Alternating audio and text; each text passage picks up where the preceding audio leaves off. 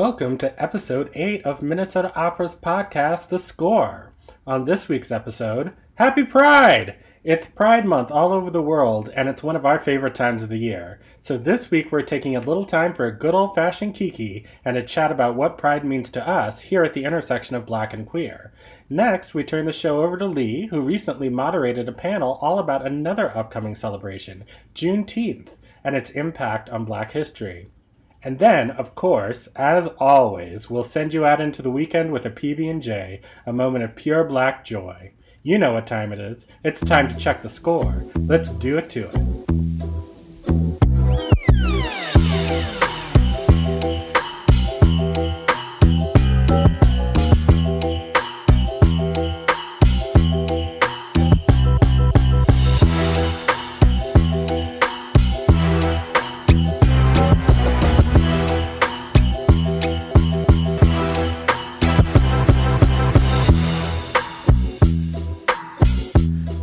All right, scorekeepers, welcome to episode 8 of The Score, Minnesota Opera's podcast, where we talk about opera, classical music, events of the day from a BIPOC perspective. I am your host, Rocky Jones, the EDI director here at Minnesota Opera, and I'm here with my other host, my co-host, the lovely and talented Paige Reynolds, Civic Engagement Manager at Minnesota Opera. How are you, Paige? Hey, I'm good today. Oh, that's good. Besides, being sounds like a scorching question mark. hot. Yeah, I was gonna say, coming to you from the land of the Dakota, colonially known as the Twin Cities. Also, apparently, according to the weather, Satan's armpit. Apparently. Like, what is this? Minnesota is trying to be Miami. This is a mess. And it's just not working. This is a mess. I moved away from DC for weather like this. Like, this is, no. This is not what I want. But we, unfortunately, today are without our fearless leader, Mr. Lee Bynum, Vice President of Impact. But Miss we want to... you. Well, but we do have something special for all you Lee Bynum stands out there, and I know there are one or two of you out there, so we'll get into that in a minute. But yeah, on this hot day in June, so excited for June. I feel like, for the first 7 episodes of this podcast, we've been talking about George Floyd and Derek Chauvin and all of this, kind of, bummer stuff. But I'm so excited because it's June, we are getting into summer, and it is time to celebrate for a number of reasons. We've got Juneteenth coming up on the 19th, which is wonderful and exciting. We've got Pride happening all month. So happy Pride. Happy Pride. Yes, to all of our fellow LGBTQIA plus family. It's so exciting. I love Pride. It's this one of my favorite times of the year. Love it. Where you just go outside, put on your short shorts, act a fool, or whatever you feel like. Apparently, kink is not allowed at Pride anymore. The short shorts aren't kink. I have thoughts and feelings, but that's another podcast. I have thoughts and feelings about that as well. We might get into that. But so are you excited about Pride? It sounds like you're excited about Pride. I am. I mean, in what has just been such a dumpster fire of a past year. Oh my God. This Pride feels like a bright spot, like it does. Like I am kind of lifting my head up from a kind of cynical or pessimistic state I've been feeling. Like a skepticism, a natural skepticism, but Pride has me like, you know what? Yes, like all the rainbows, all the reminders that Pride started as a riot, all of the absolutely. I mean, especially just being able to, like, I'm gonna be colorful anyway. Like, but to have everything be that for Pride Month, great. Love it.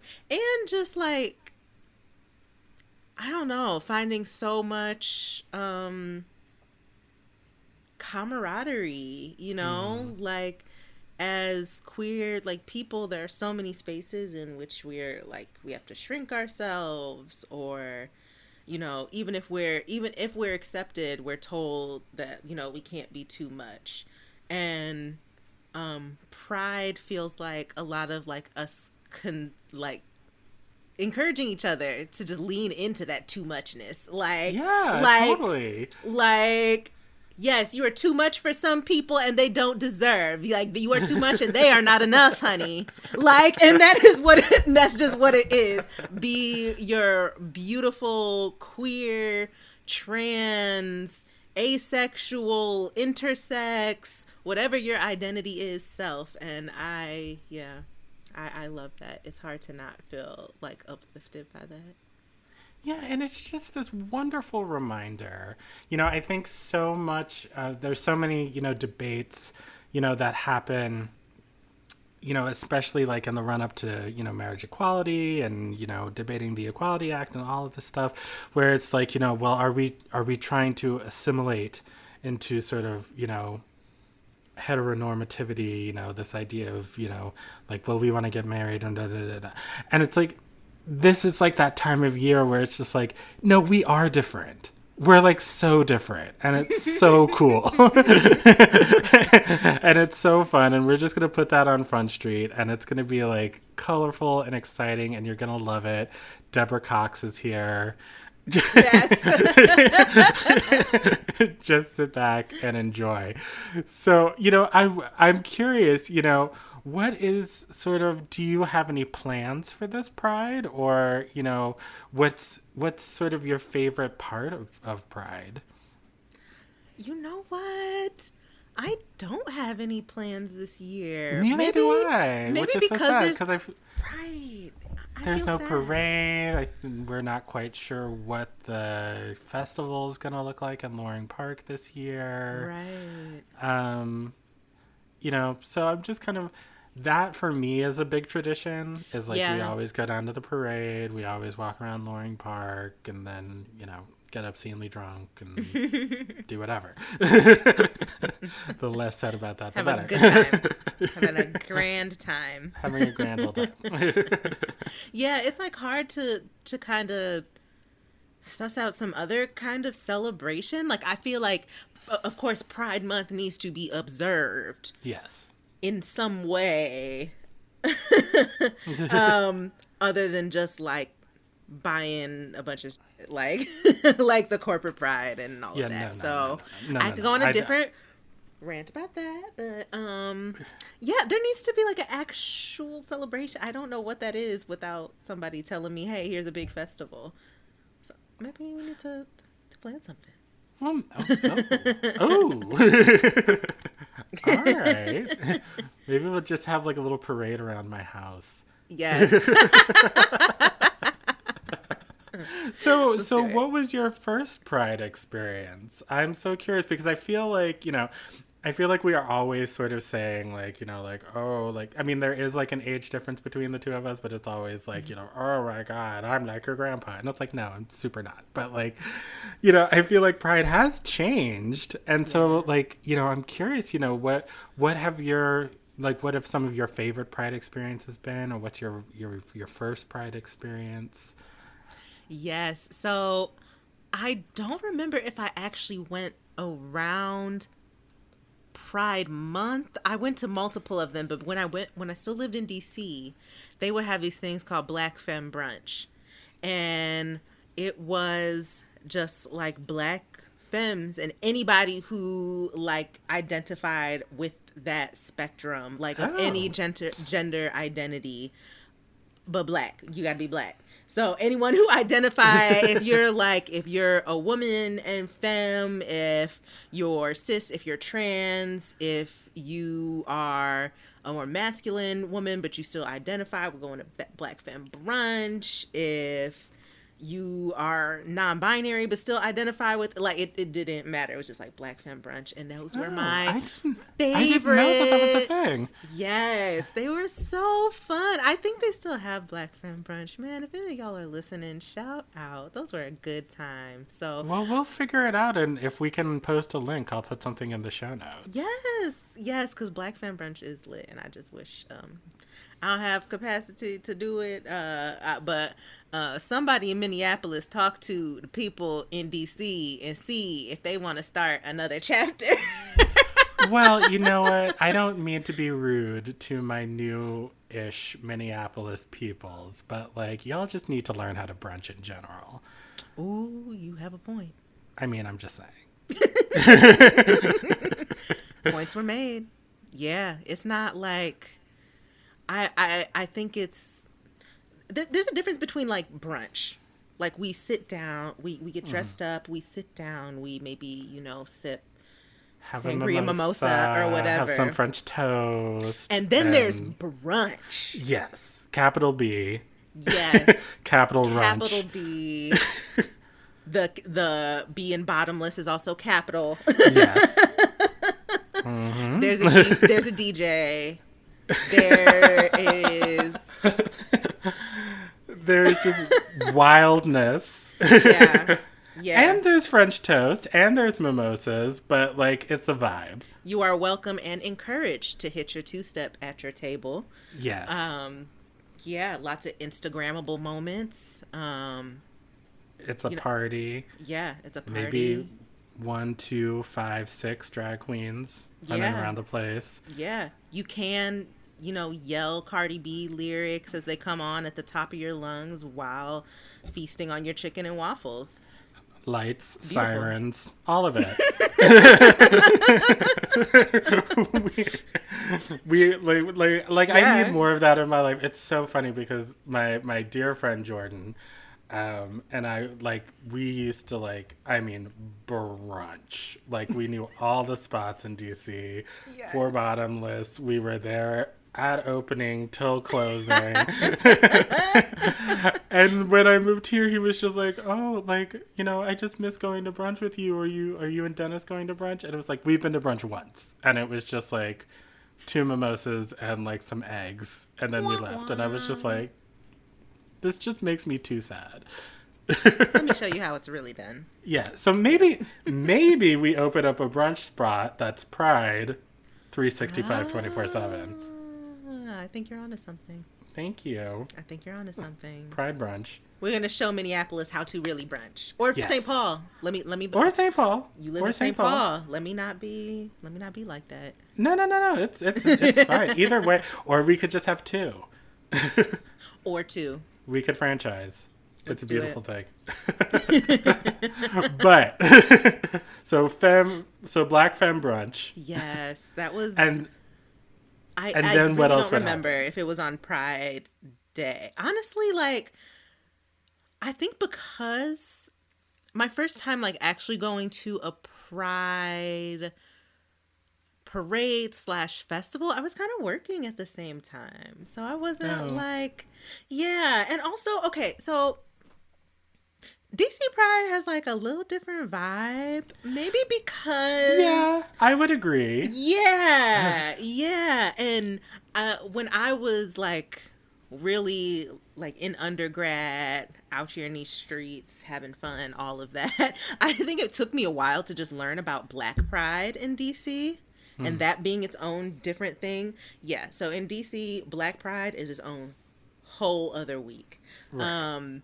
And I hear it's a whole lot of fun. I think I may have gone to, like, one Black Pride event before. I don't think I ever did, because I was still kind of in my sort of figuring myself out situation when I was living in DC. So I never went to a Black Pride event, but, like, I would love to the next time I'm in DC around Pride time. I think it would be amazing. But yeah, no, totally. A totally different vibe. Mm-hmm. I completely agree. Mm-hmm. And what's so interesting is that, like, I think when I first moved here, it felt as though like that sort of corporateness of Pride Yes. hadn't made it out here yet, where like, you know, in DC, like that's all like, here's the Merrill Lynch float and here's the, you know, Citibank float. Happy and Pride from Wells Fargo. Would you like a Wells Fargo rainbow frisbee? Well, I'd like a mortgage, maybe, Right. but like you can keep your frisbee. Thank you. Yeah. And being just the capital too. It's like, here's the float from the DNC. Yeah. And stuff like that. Like, okay. It's like, here's the DNC, and then here's like the float from Blazing Saddles. Like, like boys in thongs and cowboy hats. Like, okay. Yeah. The cognitive dissonance. But like here, at least like when I first moved here, it all just felt so earnest. And like sort of like how that hadn't sort of infiltrated yet. Now, you know, cut to 7 years later, it's Target and Best Buy and, you know, all of that. Yeah. But there still is this like, you know, kind of quaint familial vibe to the proceedings that I really appreciate. And of course, you know, every year, you know, Black Lives Matter is a part of the proceedings. You know, whether I know one year they were actually part of the parade, but, you know, every other year since BLM came into existence, they have been, you know, doing protests ahead of the parade, you know, to... I think it's an incredible, beautiful thing because, you know, obviously, like, you know, Pride was a riot, as you said. But, you know, I suppose there are certain folks who don't appreciate that because they want their party to not be delayed. Exactly. Yeah. People who are objecting to the protest at the protest, but okay. It's giving like, oh, don't make me think about racism during Pride. Like, You know, I think I've had a number of experiences. Like there was one year Dennis and I were down there and we were just like minding our own business, watching the parade, and there was this woman who was behind me, and she started a conversation, and she seemed nice, and it was like, oh, happy Pride, yada, yada, yada, whatever. And then the folks from BLM walked through, and that was the year that they were actually, like, a part of the parade. And, like, you know, and I was like, yeah, woo, BLM, yes, absolutely. You know, and I was screaming and whooping it up. And then somehow, I don't know what happened, but like she kind of like tapped me on the shoulder and just gave me this look, and I was just like, uh-oh, some BS is about to happen. And she just goes, I'm just curious, what do you really think about Black Lives Matter? Like, what? in this way, like that she was like about to like school me or... What? Yeah, and I was just like, what do I think about these people who are walking down the street talking about my life matters? Right. I feel good about that. I'm in support of them and their work and their bravery, and I think they're wonderful, beautiful people. You know what? And I just knew that some like effery was about to go down, and so I just like looked at her and I was like, I'm not doing this with you today. And I just turned right back around and continued to enjoy the parade. And then I just heard out of the side of my ear her like look at Dennis and go, what did he say? And and this is why I married this man, because he turned around and he was like, he said that he's not doing this with you today because we are. Period. And I was like, okay, that's why I'm marrying you and I love you. With the backup. Yes. He said. Love it. And then there was another time, whenever the last Pride was, I guess it was 2019, and we had some friends over. We were doing like mimosas and breakfast, like little pastries or whatever. And we kind of lost track of time. And so we got there down to the parade super late. And so there was this woman there, and she was there with her child. And, you know, obviously I am not going to presume how this child, you know, what their gender identity is, because I didn't ask. But you know, I would guess that the child was queer. And she was, you know, standing there taking pictures. And we kind of staked out our spot. And I was standing on the end of the group. And we kind of struck up a conversation like, oh, happy Pride, whatever, yada, yada, yada. And so then I started asking her, like, oh, did the parade start late? You know, we were, you know, it took us forever to get down here. You know, but, you know, were there protesters? Did the BLM protesters come out? And she was just like, yes, they did. And I'm so mad, I feel like somebody should shoot them. And it's just like, wow. I'm sorry. Did you just say I'm that? sorry, what? Out your mouth? Really? Yeah, at Pride. No filter. Like, I mean, at anywhere, but like, especially at Pride. And so, I mean, obviously I just like put my hands up. I just kind of backed away from the crazy lady. But like, I mean, I just I couldn't believe it. Like, you know, and it just kind of feels like, you know, why are you here? You know, Yeah. if you're not here to support the entire community, which, you know, means, you know, people of color, like, whose lives also matter. And it just, you know, it brings up for me just like this idea that, like, you know, what really is, like, you know, allyship to these people? Is it just like, as long as we're like entertaining them, like, as long as we're not like, you know, hurting their feelings? You know, and if that's the case, like, you know, like, you can keep your allyship, like, that's cool, that's fine, and we're gonna have a good time over here. So I don't know, it just it's like, clearly your support is conditional.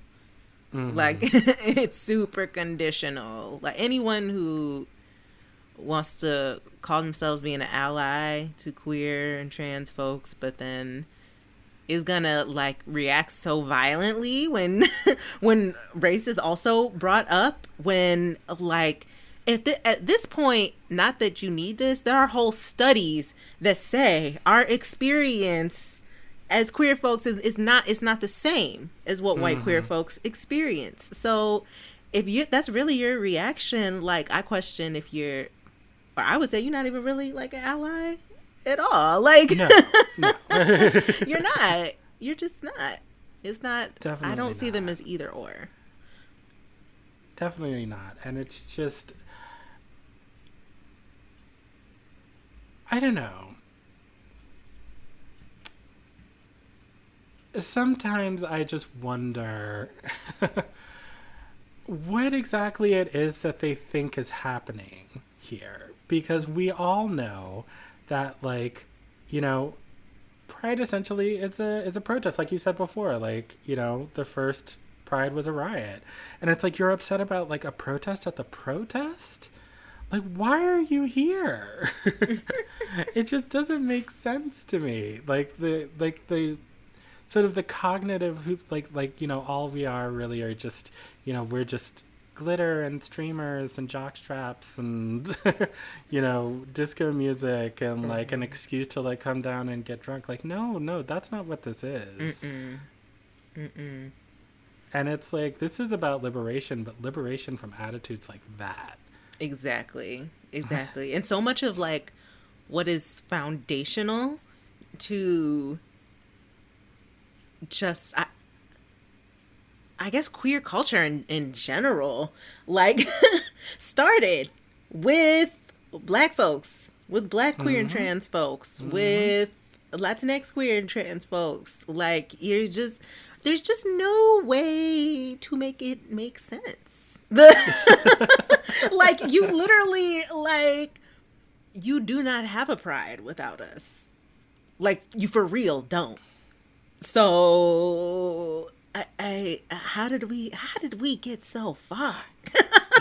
What are Away you proud from of? the origins. Even like, and I love that you mentioned people like reducing it to just like glitter and fun music and all of that, because there's so much about it that is actually like political.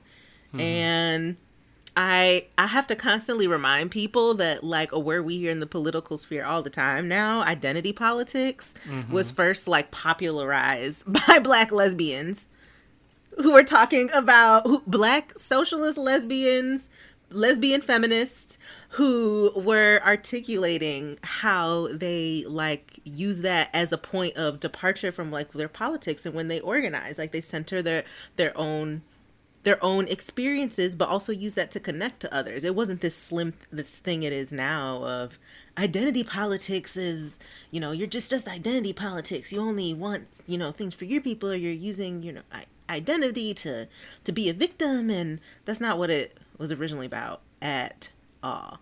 So just want to make that point that even a lot of the politics, I didn't know be that. coming from, yes, it is in the Combahee River Collective statement.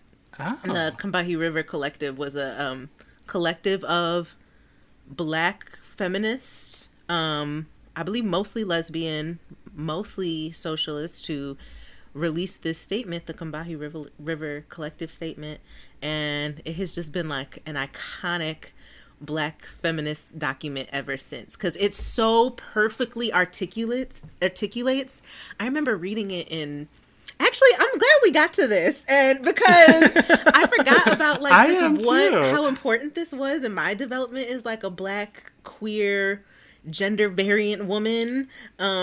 Because I was taking a class at Howard my senior year. It was critical writing and aesthetics with Professor Otis Ramsey Zoe. Shout out to him if you listen to this somewhere. That was one of my favorites. But he had us read this and talk about like Black feminist like aesthetics.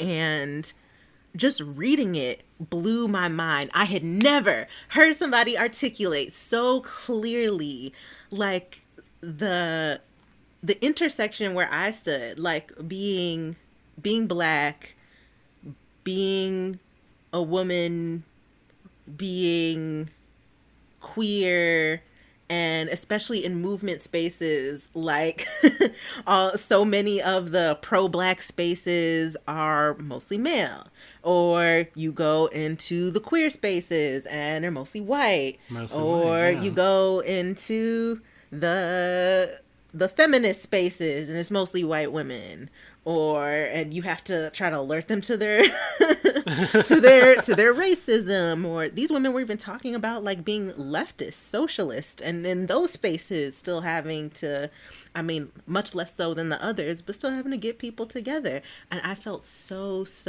seen by that document. If you've not read the Combahee River Collective Statement, then you need to read that. I do need to read that. You're absolutely right. Yeah, I mean, and you'll immediately, like, within reading it, see how it has informed what we're hearing today, like right off the bat. But it's stuff like that gets erased, and a lot of its writers are still living. Barbara Smith is one of the like main architects. She's still living. And her sister, whose name is escaping me right now, but yeah. Wow, no, I definitely have to check that out. But I mean, yeah, absolutely. You know, another cliche. The political is personal. And it's like, yeah, absolutely, 100%. Yeah. Ay, people. But I mean, it is a fun time, and yeah. Do you have a favorite pride memory? Okay, had some fun time somewhere in there. Well, I'll give you two answers. So the unserious answer, like the funniest memory I have of Pride. So my friend Jordan that I mentioned earlier, is super straight, just capital S straight. The straight as an arrow. And so one year when I was in DC, I didn't we've been talking about, I didn't have like a huge queer community when I was there. And I had been writing for a queer publication, which has since gone under after I left over some white nonsense, but I'm not going to. My Virgo Mars is just going to keep that under wraps and not be shady. Not going to spill that tea. I'm not going to spill that tea. But what it resulted in is that this feeling of the queer community that I did have at that time, sort of not really sort of feeling very comfortable, like sort of being in that space, and sort of, feeling kind of sad that I felt like I didn't really have a community to spend Pride with that year. And so he was like, I'm here to support you. I'm going to be your ally. We're going to go to Pride together. It's going to be great. And I was like, cool. This boy shows up to DuPont Circle wearing a Breaking Bad t-shirt. Ooh. And some cargo shorts. Oh, no. And I was like, honey, okay. Oh, gosh. Okay. You're here. You should have sent me some pictures of your outfit first. We could have helped, but that's okay. You're here. Like, we can take an Uber back to your place and we can pick something out that's a little bit more appropriate. We're not late. It's fine. It's fine. But he was there. He was there. That was what was important. And so we staked out a spot. And it was actually an amazing spot. DuPont Circle, like right where the parade turns up New Hampshire Avenue. Just like this perfect spot to be able to see anything. And we were right in the front. And like as the parade was starting, like, it's, people are throwing beads and music and dancing, and it's super exciting. And like I could see him like at first, like he wasn't sure exactly what to expect because he, never been to Pride before, like, was keeping an open mind, but was still just kind of like, what is all this, what is going on here? And like as like, he's getting more beads around his neck and like, water sprayed on him and stuff. Like he's just like, and like having like the best time. Of course. And like the hugest smile on his face, and he's dancing. He never dances. It's like, super fun. And then this nice young gay man comes over and puts the coupon for Chipotle, the 2-for-1 Chipotle in his hand. And when I say I have never seen a happier person in my life. Like, what? I get free Chipotle? I'm an ally forever. I love gay people. You will be in the streets every Pride from there on out. Like. Absolutely. And, and he was the best man in my wedding. So he has been a staunch Brock ally ever since. So shout out to Jordan. But my real answer to that, I guess the sentimental one is really just all the Prides. Dennis and I have been together for, it'll be 9 years in July. Aww. Which is insane. That's beautiful. Time just flies. But like all of the ones that I've gotten to spend with him, because I was born in 1981, so I'm kind of like a cuspy millennial, and so, but I still remember a lot of those sort of like Gen X sort of cultural moments, touchstones, whatever, what have you. So I remember being like 10 years old and like seeing Norman on The Real World, and like, sort of that first sort of like blush of, gay representation on TV, and then like Will and Grace. And so like the way that the culture was sort of moving towards, at the time it was not accepted tolerance. And I remember going and seeing, Tu Wong Fu with my mom, and like the Birdcage. Yes. And like having this inkling that like, like this has something to do with me. But at the same time, like, on the other side of that coin, obviously is just, whether it's overt or covert, just that intolerance that was in the air is still in the air. I think perhaps it's a little less socially acceptable now. I mean, I guess I'd like to think, but like, obviously in many places in the world and the country, that is not true. But, I had family members who were just like on some like Dr. Umar BS, and like, I learned, from a very early age that like this was not okay.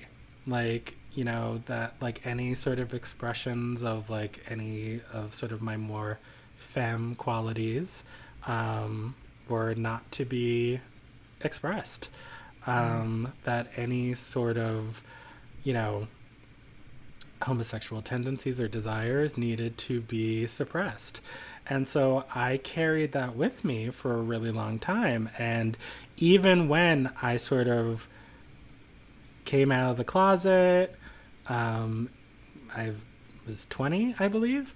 And it was just like, all right, I'm going to start dating. I'm going to start like, being exactly who I am, like writing for gay publications, going to, gay spaces, making gay friends. There was still that thing in the back of my mind that was like, that I had to unlearn. That was just like, this is not cool. This is not okay. And, thankfully, like all of those people in my family have since evolved. And, I want to make sure to, shout them out, and that they are super supportive of me and my, marriage, and they love Dennis more than me sometimes, it seems like. And so like, that's been a really beautiful thing. They've been doing their unlearning as well. But I think a big part of it for me was to be able to be just in a relationship with somebody who just in general, has helped me just sort of find myself in any number of ways. And so this time of year, it just sort of reminds me, like, we are two gay men who are married. It's cool. We're fierce. Yes, we're amazing. We are proud. We are proud to be together. We are proud of our friends. We are proud of our like super awesome allies. We are proud of our colleagues. Everyone who is, working to create a more just and equitable world, no matter who you are, and that like we get to be a part of that. And it's just, it, like we were saying before, like that whole family vibe. And that, like, we get to be a part of that. And so, I guess it's nothing particularly specific, because I guess, like, the specifics would be, like, us, like, tackling people for beads and drinking too many gin and tonics. But, yeah, just, being able to just, spend this time with him and just be exactly who we are is just, that's the best part of it. Yeah. Yeah, and returning to that feeling every year around this time. Yeah. So, I mean, it's not really a memory per se, so I guess I didn't answer your question properly. But. It's all good. It's all good. No, it was a beautiful... You answered it completely and beautifully. So thank you. Well, thank you. Well, all of us here at The Score, including Lee, we just want to, once again, just reiterate that you all are our family, no matter who you are, and especially to our LGBTQIA plus family, we just want to reiterate Happy Pride. Have the happiest Pride. I hope, wherever you are, that you're able to go out safely. Of course, wear your masks if, that's your jam. Get vaccinated and go out and tear it up, please. And be your amazingly beautiful, fierce, awesome, incredible selves. And I'm snapping just involuntarily. And we love you and happy Pride. Yeah, happy Pride. Get out there, have fun, and be safe. And if you cannot get out there to Pride, or if the people around you do not affirm your queerness, your transness, your aceness, or whatever your identity is, then know that we see you and we love you and we affirm you, and hopefully you get to feel some of that love this month. Absolutely. Oh, and I just want to say, so a couple of years ago, I was at Loring Park and I was by myself. I don't remember why I was by myself. Oh, because I was working the Minnesota Opera booth. And come check us out if we're there in July. But I ran into an old friend, and she was working for Twin Cities Pride, and she was creating a video. And so she asked me a question that was like, something like, if there's anybody who's never been to a Pride and is considering it, and is nervous about it, what would you say to them? And so, like, I'll say what I said to her. If, you are at home and you are thinking that you want to go down there and you want to, experience Pride for yourself, if you are sort of struggling, with your sexuality, your gender identity, whatever it is, please just go. Get in an Uber, get on a bus. Even if you feel like, you don't have, like Paige said, a community that affirms you and supports you, just go, because that community is down there and they are waiting for you.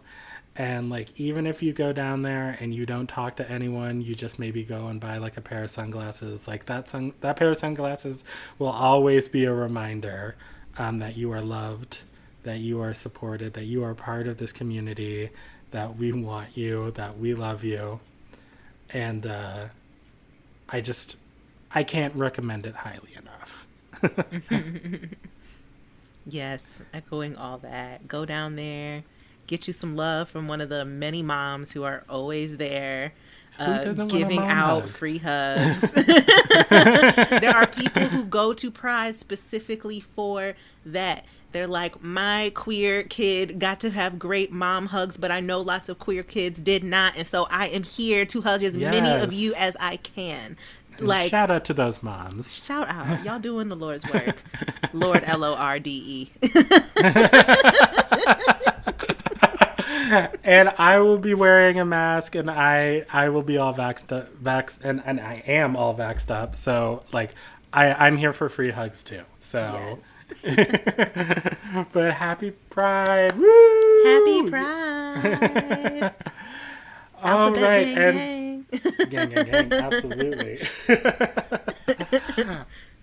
So coming up, actually, I promised earlier in the show that we were going to talk about a little something we have for the Lee Bynum stands, and that is true. Woo, me, I'm the Lee Bynum stands.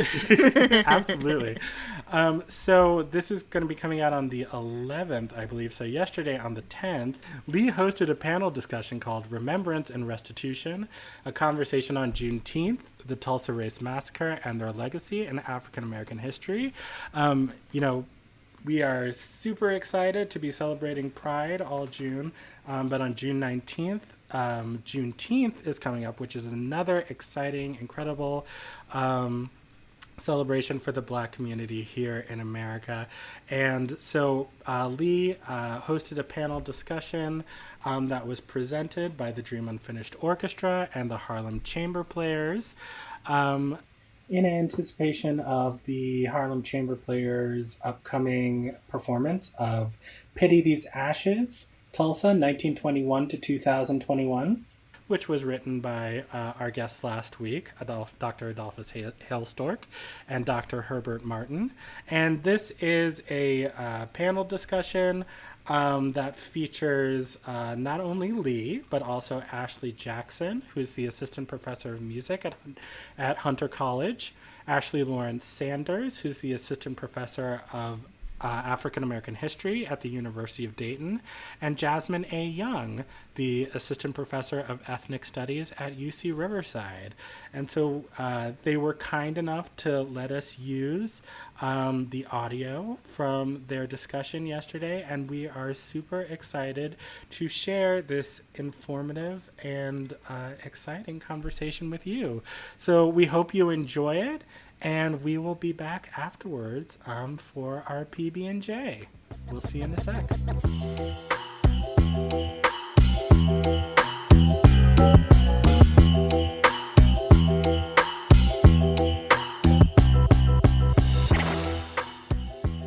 Hello, everyone, and thank you for joining us this afternoon. I'm here with three wonderful colleagues to discuss the Tulsa Race Massacre, Juneteenth, and why they matter, especially to Black arts. So I want to make sure that you know who is with us today, whose knowledge we will all benefit from hearing. So perhaps if we could start with you, Ashleigh Lawrence-Sanders. We'll just go around, introduce ourselves quickly, and jump right into the discussion. Hi, I'm Ashleigh Lawrence-Sanders. This fall, I'll be starting as an assistant professor at University of Colorado, finishing up my time now at University of Dayton. I generally work on Black historical memory, and currently I'm working on my first book project, which is on Black Civil War memory. That sounds awesome and extremely timely. Thank you so much for being here, Ashleigh. While we're introducing people called Ashleigh, Dr. Jackson. Hey Lee, my name is Ashleigh Jackson. I'm an assistant professor at Hunter College in the music department, and I'm a harpist as well. And I guess my most pressing project at the moment is working on my debut solo album, which looks at conversations between African American spirituals and future forms of Black musical expression. So really happy to be here. Thank you for being here. And you will also be featured on the concert as well. So we get a 2-for-1 with you. Thank you so much for being here. And also Jasmin Young. Thank you for having me. My name is Jasmin Young. I'm an assistant professor in the Department of Ethnic Studies at UC Riverside. My work looks at Black women and armed resistance in the Civil Rights and Black Power era. So I'm interested to see how these conversations go and what I can add as a 20th century historian to the mix. So I'm happy to be here. Thank you. Thank you so much for being here, Jasmin. I've been such a huge fan of your scholarship for, I think, the last 15 years or so, as you know. So I'm so happy that you can be here today in this context. And last and possibly least, I'm Lee Bynum. I am the chair of the board of The Dream Unfinished, which is co-producing this event alongside Harlem Chamber Players. And in my spare time, I'm also the vice president for Impact at Minnesota Opera, where I look at how classical music can actually be something that is more accessible and more open to people of color. So I'm super interested in what we'll be talking about this afternoon. So to begin, I'd love to pose to the group, why do the Tulsa Race Massacre and Juneteenth still matter, especially right now in our current political climate?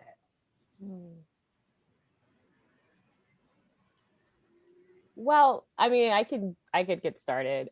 I think that we're actually in this really interesting moment where just the violence of the state has led people to really reconsider and to revisit a lot of historical events and also sort of Black commemorative traditions.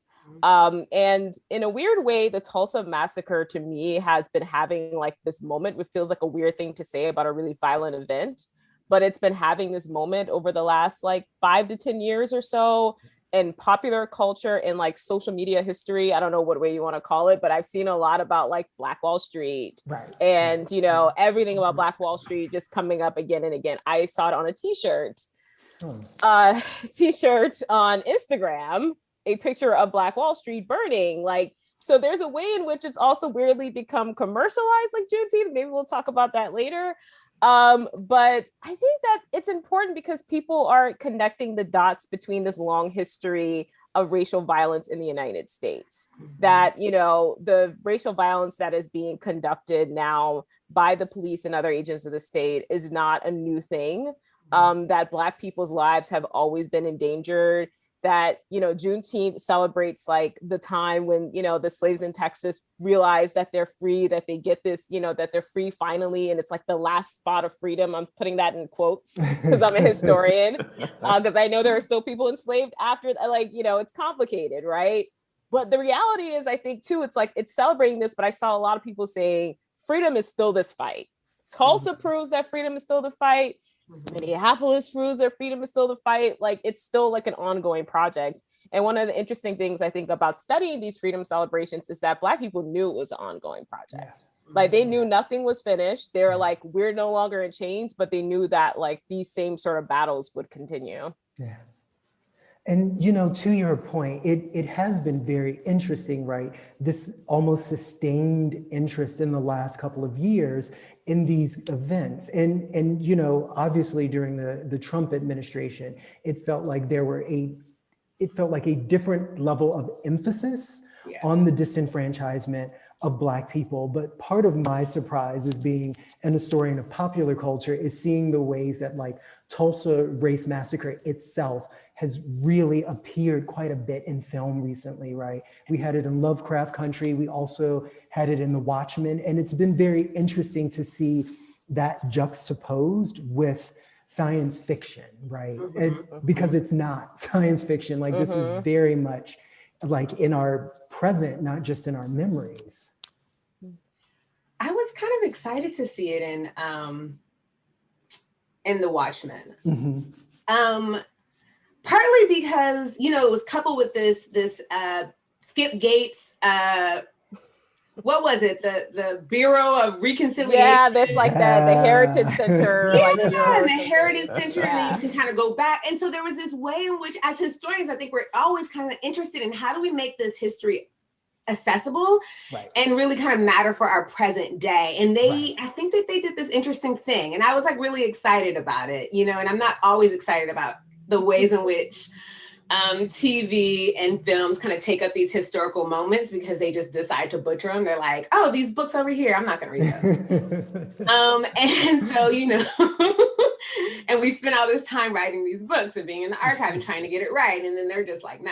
But I was really fascinated by how they took it up, and what it ended up doing is getting all of these new people to know about this particular moment in time, right? And I thought that was really fascinating because, again, it created all of these new conversations that I was having with people who may not even know this history, and so I thought that was really cool. Yeah, no, and I think, you know, Ashleigh, you talked about how, you know, current events that we're seeing sort of violence against Black bodies in a very different on a different stage.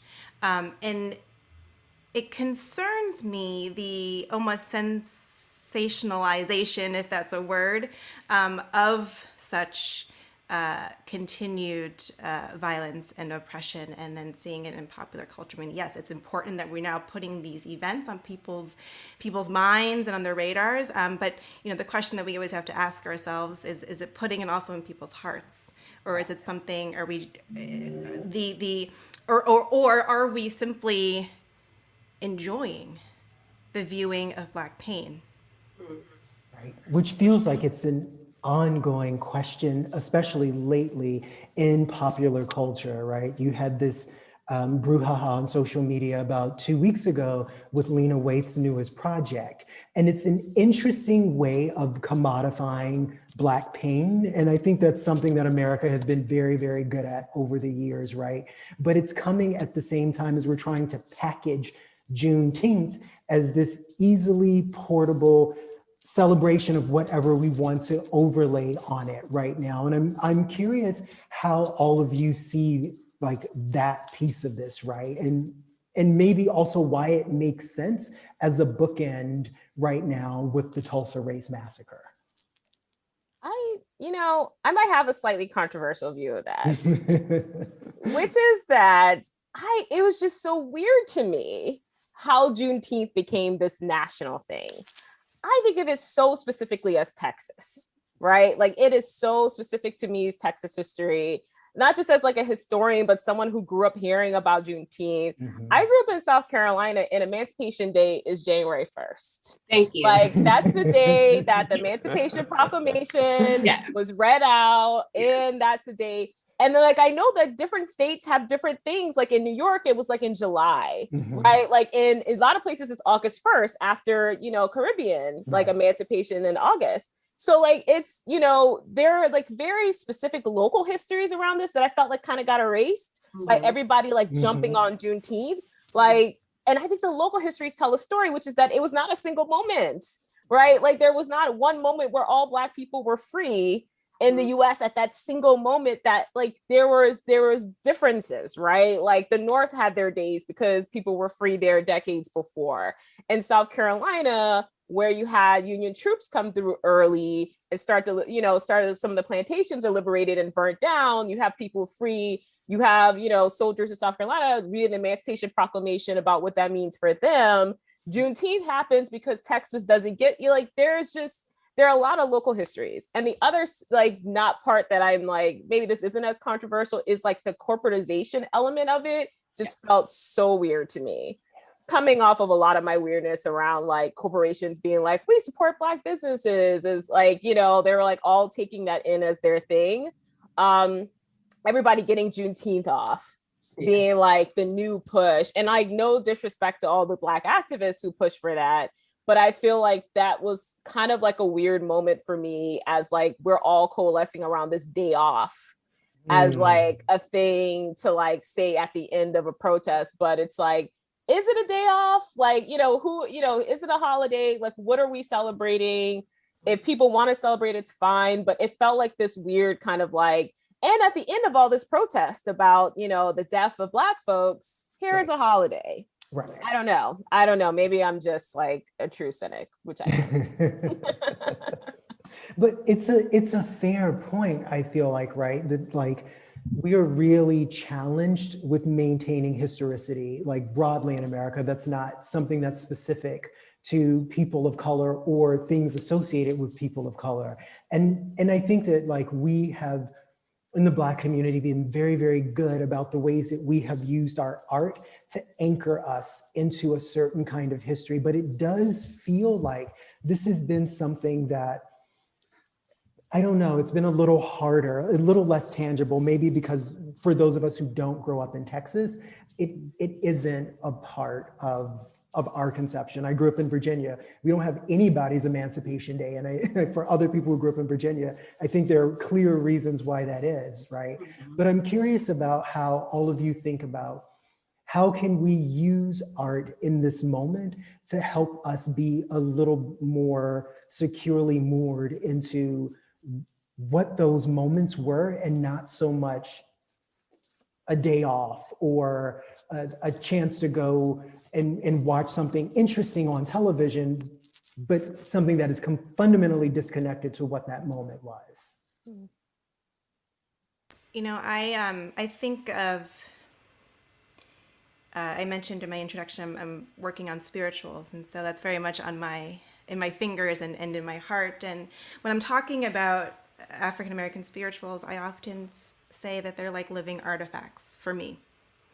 As a musician and as a Black person, that reading the words and saying the words and singing the words, that's the closest I can come to what may have been in my ancestors' hearts, because they are so packed with layers of meaning.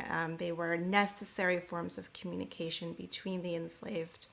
You know, they were forms of entertainment for their oppressors, but then they had these other layers of meaning that would say, you know, for instance, this is where we're meeting later this evening. This is how we're going to be making our journey home. And it's all packed in there.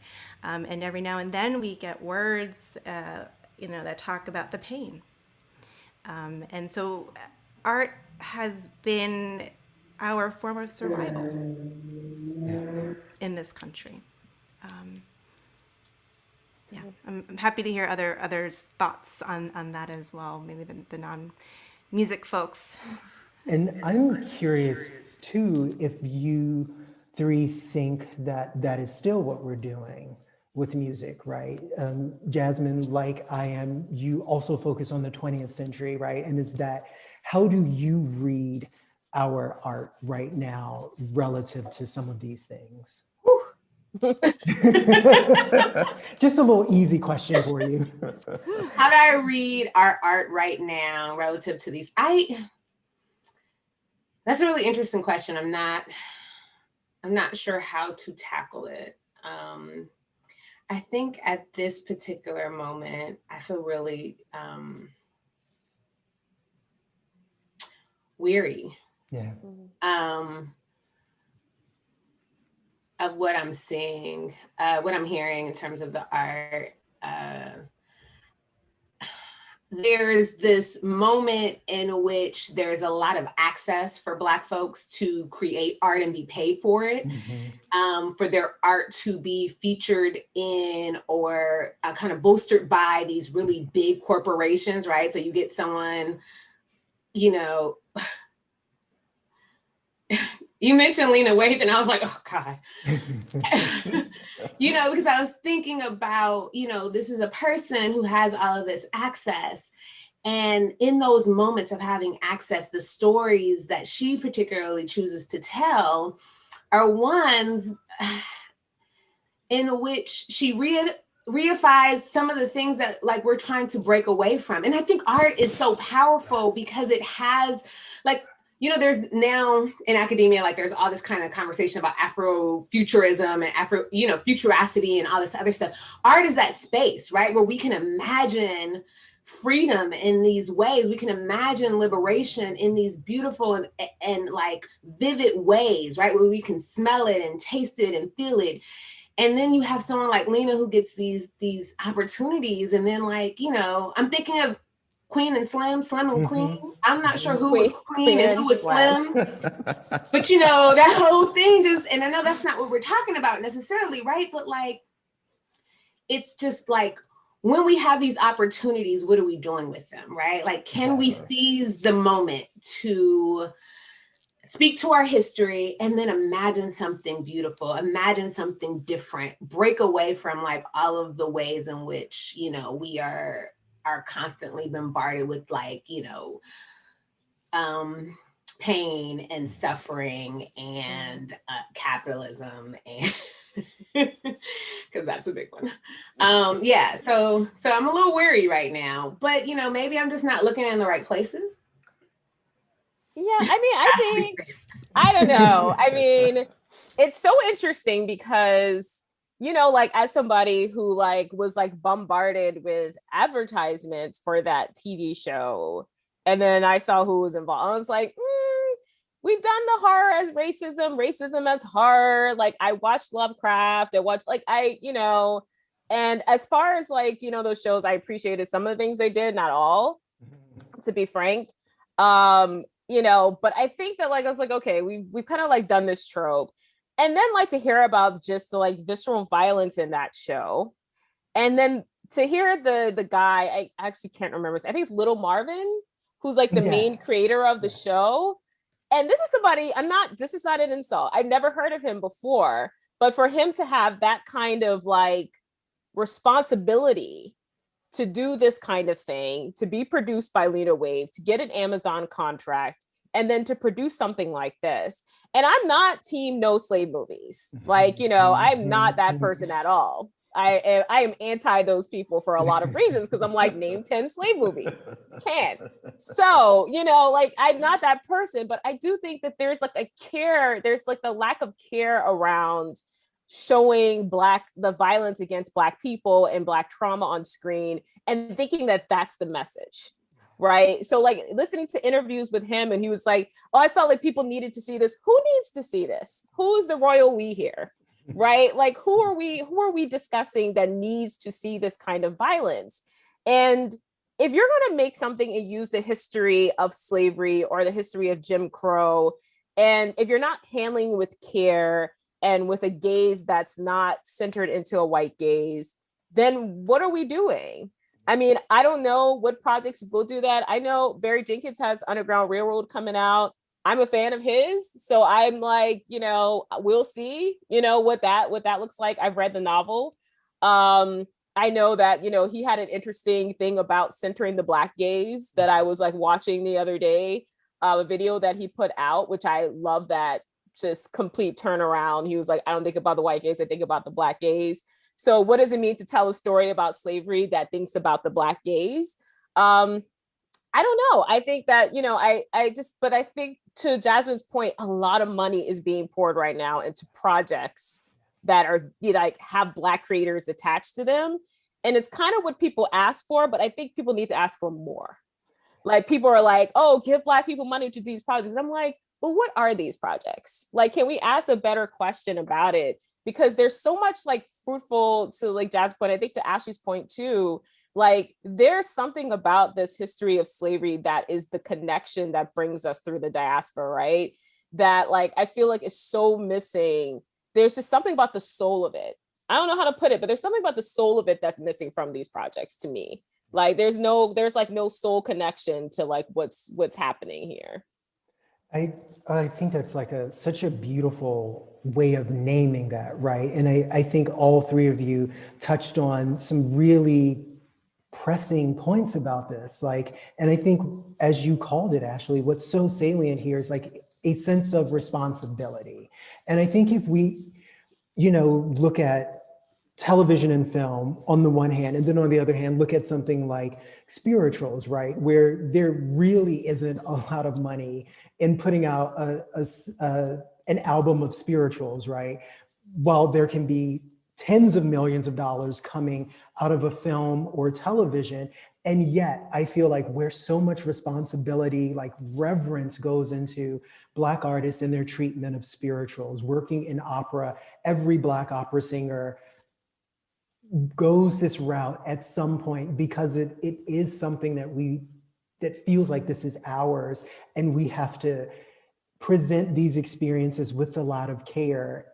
And then we move into a different medium and none of that is there, right? Even when some of it's very, very compelling. And I think it's a complicated place to be, because so much of how we understand Black culture is what is going to be filtered through film and television. And I think there's an entire generation or two of us whose only context for freedom struggles is kind of what we're seeing in movies.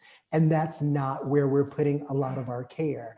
So I'm curious if there are perspectives that some of you have around what art can do to showcase this better, right? Where can we be more responsible? How do we treat this with more care? And I don't want to put you on the spot, Ashleigh Jackson, but I'm curious, because you do have this project coming up. What does that care look like? What does that mean in this context? Wow, Lee. Well, for me personally, care means doing my research first and diving as deep as I can into the material and going as far back as I can to either the words of the enslaved or listening to very early Fisk Jubilee Singers recordings. And so that's what that kind of work looks like for me, and just really trying to or not even trying to, but almost closing my eyes, Lee, and allowing those connections to happen organically. Because Ashleigh Lawrence-Sanders mentioned that it's sort of like through this art that we're connected across the diaspora. And you certainly feel that when you can really go deep into research on that material. So I think it's doing your homework on this. Mm. Precisely the thing that people are no longer good at doing. Yes. I don't know how you get at what Ashleigh Lawrence-Sanders talked about in terms of the soul, though. Yeah. You know what I mean? Because I love that, right? Like I'm gonna chew on that later, and I don't know. You can't teach that. No, you cannot. You can't. I don't think you can teach it, but it's like what makes artists good. And like in my own work, I study historical memory. So I study a lot of art, right? Like, so I study a lot of writing, even like poetry and music that people have done about like Civil War heroes, like Black Civil War heroes, operas that were put on about like people who led slave rebellions. And like, the one thing is like the political commitment, to the people that you're actually like, are you actually politically committed to the things that you're writing about and the people that you're writing about? These are the questions, right? And Jasmin could probably talk a bit about, you study Black Power movement, probably Black arts movement, and what it means to like intersect that commitment and have that kind of connection. And not to say like all political art is great art either, but like also I think that like having that sustained sort of commitment to like doing right by people in art and outside of art can get you that. Like, so like a lot of the artists that I tend to enjoy, because like, you know, getting enjoy even stuff that's like, you know, I honestly do not enjoy a lot of historical films, to be frank. It's hard. It's like hard. So like, that's not my favorite genre of entertainment. But I think like getting at like music that I like and people that I like, when I know that like, you can tell that they're committed to like, that they've put in the work, that they have a, you know, they have some kind of commitment to doing right by people. And you can tell it in the interviews and the way that they've talked about their process, how they break down their process, how they engage with it, you know, listening to just Ashleigh talk just now about like, you know, her process and like how she's connecting to this music. And yeah, I mean, there's a lot of politics involved in Black art. And I kind of feel like the politics that may be involved in Black art now is not the same kind of politics that have traditionally been involved in producing Black art. For sure. For sure. You know, I think adding to both what these Ashleighs have said and given us, I think is maybe like the more possibilities of collaboration. You know what I mean? So like I started with talking about like these folks who take up these historical moments and they just decide to just not do any of their homework. What does it look like to be in conversation with folks who do this work, right? Like in a scholarly capacity. And then what does it mean to kind of move that from the ivory tower into something else, right? And so in my own journey, I started working with a game designer, and we took, and she's like, she does physical games. She creates physical games. We created a game called Tracking Ida. And what we did was we took the historical like record of Ida B. Wells and her method of journalism and investigative journalism specifically to learn about the lynchings of Black folks and to discover what was behind those lynchings. And we applied that to a game that students could play. And it was such an amazing experience. And it's one that I think we need to be having more of, right? Like, how do we need to kind of break down the silos, because oftentimes we're talking to each other, you know, and we have like this jargon that we talk about and we think everyone knows what we're talking about. And it's like, when you get a chance to like just talk to some folks outside of your field, you learn how to talk to folks. You know, then it becomes about teaching each other. And I think that that's super, super important. So. It is, right? Because I feel like the ability to teach each other is the thing that allows for the restitution, right? And I think that's the thing that never has happened. So that's why for me, when we have some of these things, and whether it's Watchmen or whether it's like 12 Years a Slave, because we haven't had that restorative piece, and as a community, relative to how we've been treated in this country, we have never been made whole. These things can't just be entertainment. And when they don't teach, when they don't put any kind of message forward, I think that adds to the soullessness, right? And I really try to take on, what can I do as an academic? What can I do as an artist to actually pull some of this together and try to bring forth some of this healing, right? And the last thing I wanted to ask the three of you is, how can we use the work of Black artists, like as individuals, whether we're talking about ourselves professionally or just more generally, how do we use this work being done by Black artists to make some of this restoration happen? Sounds like you were making a case for reparations, not just restoration. I am frequently making a case for reparations.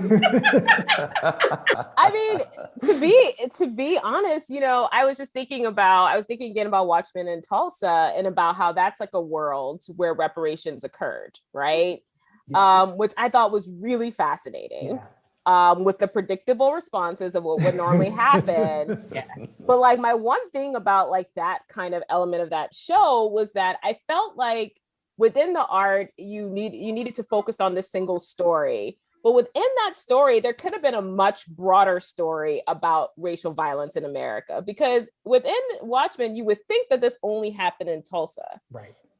Which goes back to like Tulsa sort of starting to occupy this like special space of like the place everybody knows about, right? And then like within like the episode structure, I mean the show structure, you don't really get the concept of anything that's happening outside of Tulsa.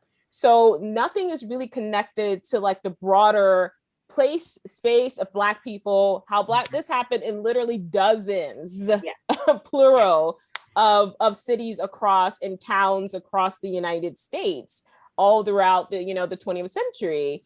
And I think that that's where the limitations are at times, and that but it could have happened, that there's a limitation of imagination to this point of like, well, what if we don't act like these are exceptionalist circumstances and we actually address the fact that this was just a common thing in the US? So are you making a different show then? Maybe you are, but like I think that speaks to like the possibilities of Black art and sometimes the letdowns of like art. And I say Black art, I know the show wasn't created by a Black person, though we're Black writers. But like that shows sort of like the limitations and the letdown of like how we imagine like what our duty is beyond, or what people's duty is beyond just like an entertaining show, right? Yeah. So like they could have maybe talked a bit more about, oh, well, this happened in Lane, Arkansas, or this happened in Chicago in 19, Yeah, no, it's oh, go ahead, Ashleigh. Oh, no, I just was off of Ashleigh's point about sort of telling a broader story, that if we're talking about Tulsa, in the show that you're referencing, the story is also about sort of sort of a renaissance of the district and of the city after the massacre. So perhaps the broader story is also one of Black perseverance and of Black achievement. And that's, one of the things I love about this Harlem Chambers Players program that I'm playing on, is that there is the Hail Stork piece, which commemorates Tulsa Race Massacre, but there's also other pieces on the program that celebrate sort of our imagination and our ability to dream and to call freedom different things. And there's even a space in the program for that soulness, that spirituality in the Alice Coltrane piece that I'll be playing on. And so I think the broader story can also include one of celebration of who we are. I love that. Gosh, I feel like that just brought us home. I hope that as I was thinking about today's conversation and thinking about how these moments of violence, state violence enacted against Black people is not, specific to Tulsa and is not unique to Tulsa, I was thinking about MOVE in Philadelphia, right? Mm-hmm. And MOVE has come up in the news lately because we learn that, was it Penn State? It was UPenn and Princeton. UPenn and Princeton, two of the Ivy Leagues, had the remains of two of the children, right? From this moment in which state violence is enacted against this community. Tulsa gets really talked about in terms of Black Wall Street, right? Like in terms of the economics. Here are these Black people participating in capitalism in this way, and then white folks are mad. And I kind of want to reframe that, right? And put Tulsa in conversation with MOVE. And it's about Black folks and self-determination. Right? Like our ability to determine for ourselves our future. And that self-determination is collective self, not an individual self.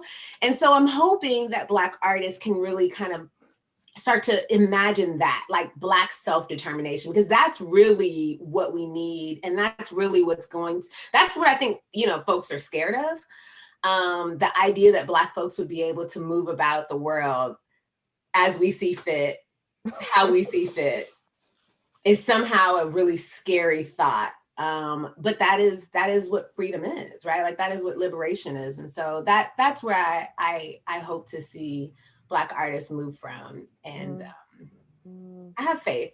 Yeah. Yeah. And so did those who came before us, right? And I think that's kind of the really glorious thing about Black art, right?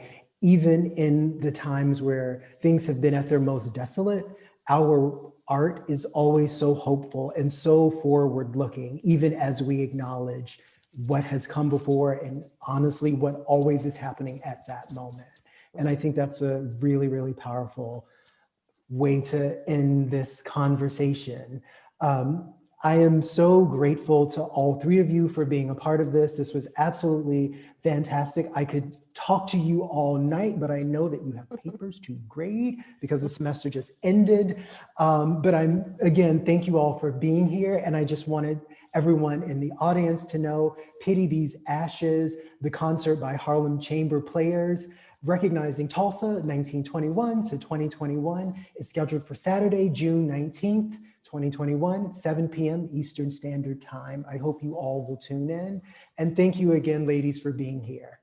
Bye-bye, everybody.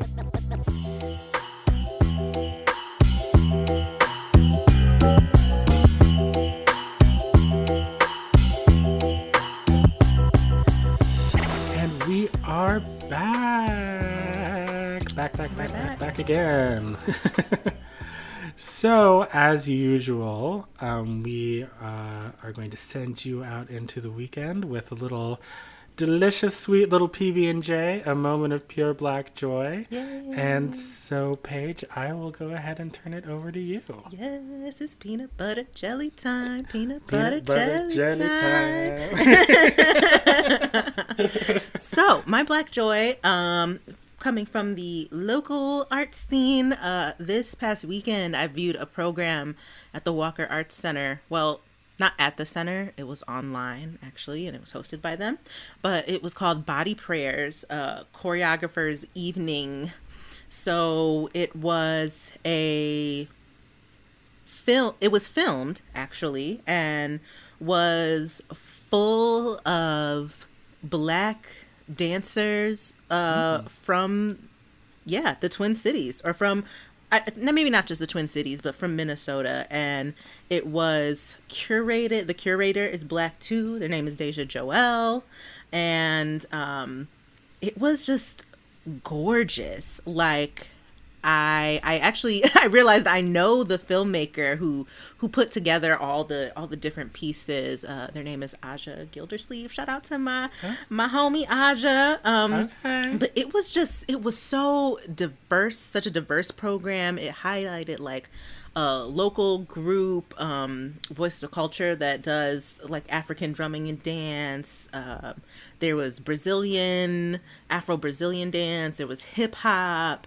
There were, pieces focused on Black women. There were pieces focused on Black men. There was Black queerness represented. Okay. Yes, it was everything. I cried at one point. Really? I cried. Okay, I'll tell you my favorite. One of my favorite pieces was from a duo, actually, they're twins, called Al-Tawam. And they're Black, they're Muslim, and their piece was just breathtaking. Like, really? They involved like their spirituality. So it started off with them like on prayer mats together, and you don't hear their words, but you just see them like mouthing prayers. And then it goes into the choreography, and the beat that dropped was fire. And there's just beautiful Black people doing the most beautiful movement. And I just cried because I was like, look at what we can do. Like, that's the power. That is the power that we have as artists. It's so amazing. Like, isn't it? It's so amazing. Like, I was moved by the piece itself. I was moved by just like the expansiveness of Blackness that was represented in the program. And so by the time it got to Al-Tawam, I was just like ready to, I just love being Black, which is so amazing. Oh my God, look at what we can do. With our gifts. Oh my God. Like that was. But it's true. But it's true. But it's true. And that's why I always say that's why everybody wants our stuff. It's That's true. why. That's why we got the sauce. I don't know. Y'all gonna have to talk to the creator. I don't know what they were doing, but when they made black people, the hand slipped or something. They said, "Oh, too much sauce," but they tasted it and they were like, "It's actually great." So we're just gonna leave It's it. delicious. Yeah, so. Go forth and profit. With your saucy sales. Yes. Well, that sounds wonderful. Is it still available? Unfortunately, or was it no. It was just available for the weekend. But I see. Maybe I need to send them an email or something. Like, more people need to see this. It needs to be available for longer. Do whatever you need to do. Adjust the contract. Pay the artist more. Stream this longer. It was gorgeous. Yeah. Well, I'm happy that you've had that experience. I want to have it too, though, so I'm jealous. I want that kind of joy. But no, that sounds amazing. That sounds incredible. Thanks. I mean, well, the world is, it's slowly opening back up, and there's more art. Although, well, this was filmed. I think I went also, part of the beauty, and it's just that I didn't know what to expect. I didn't expect a full film experience that Aja gave us. I did not expect that. I thought it might just be a camera pointed at a stage. And we all learned from Self-Titled and Lemonade that that's not going to cut it anymore. Hello? Okay. I mean, it also makes sense because, shout out to Aja, may have been working with that Walker budget. So see what we do when we have the resources. Mm-hmm. See? Yeah. Give it to us. Yeah.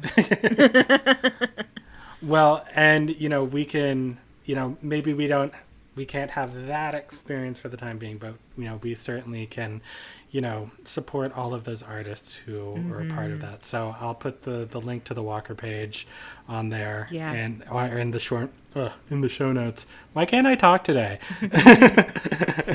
And so we can, we can support all those folks who are involved in it and just thank them for their artistry and just making the world a much more beautiful place, which is just what we need right now. Mm-hmm. It's so needed. It's so needed. Well, I guess I don't really have...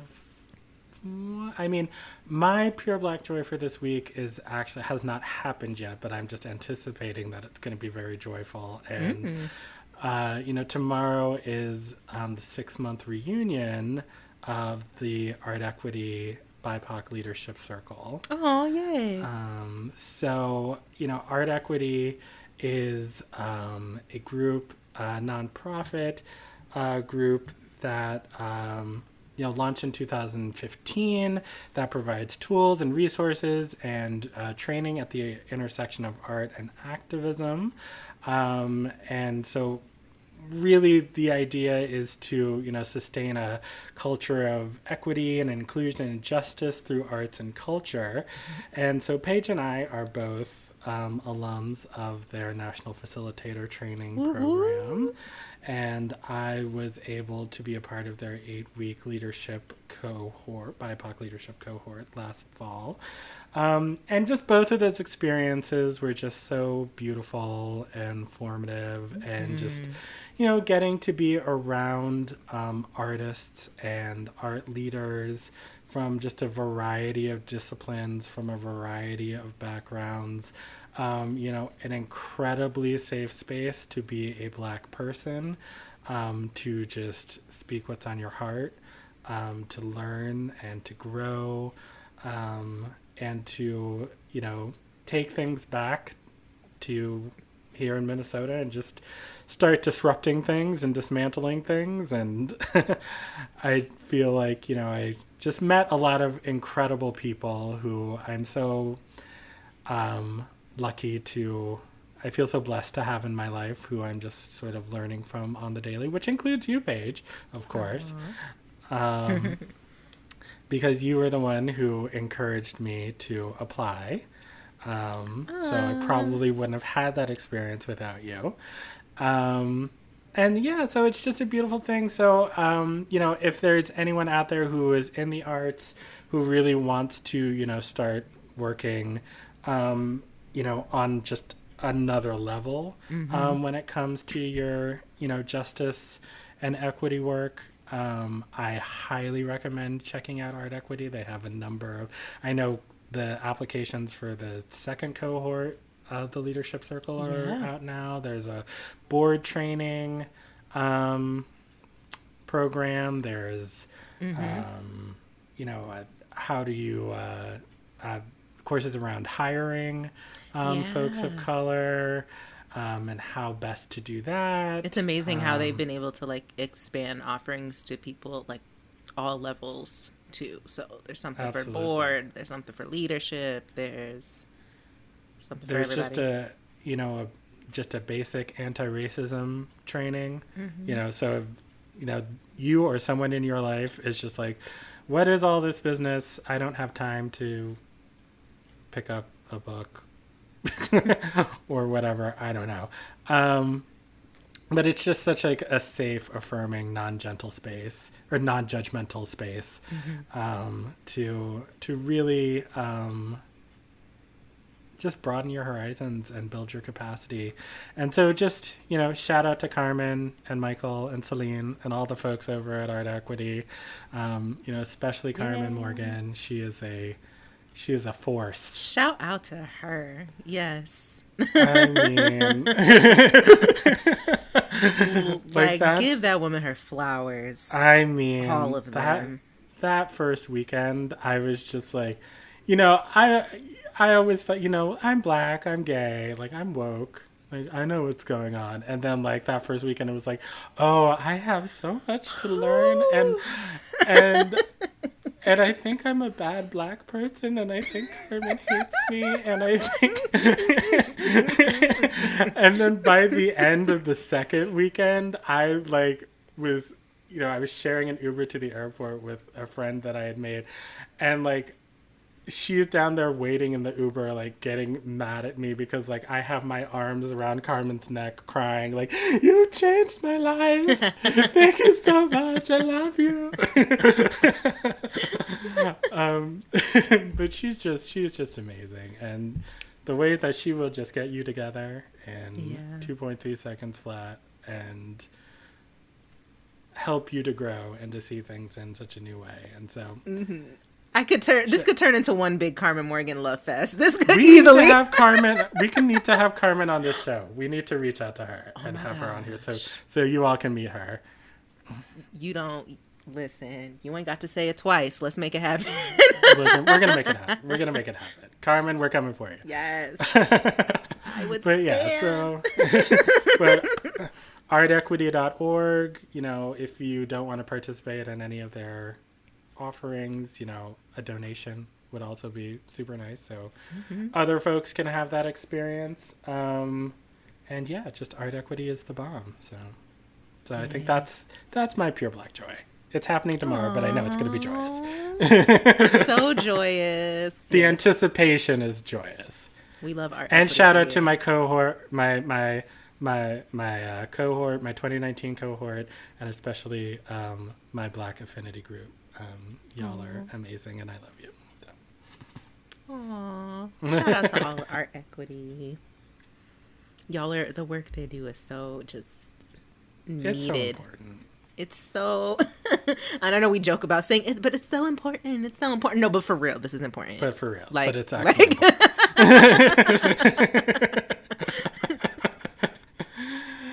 All right. Well, I think that's going to do it.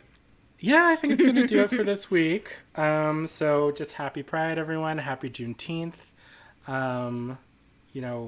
Please stay safe. Get your vaccinations. And, a special shout out to Lee and to his whole family. And we just want to send you just some peace and loving vibes and healing, as you weather these stormy waters. Lots of love from your SCORE family. But other than that, for everyone else, make sure that you rate, review, subscribe, all of the things. Share us with your friends. And we will be back next week with an interview with the luminous, amazing, incomparable composer and recent Guggenheim Fellow, Dr. Nkeru Okoye, who is just here to just light up our universes with amazing ideas and amazing music. And that was such a special interview, so I'm really excited to share it with Okoye, you. Yes. Yeah. So that will be in 2 weeks. We will see you then. And until then, bye. Bye. All right, we love you. Bye. Bye.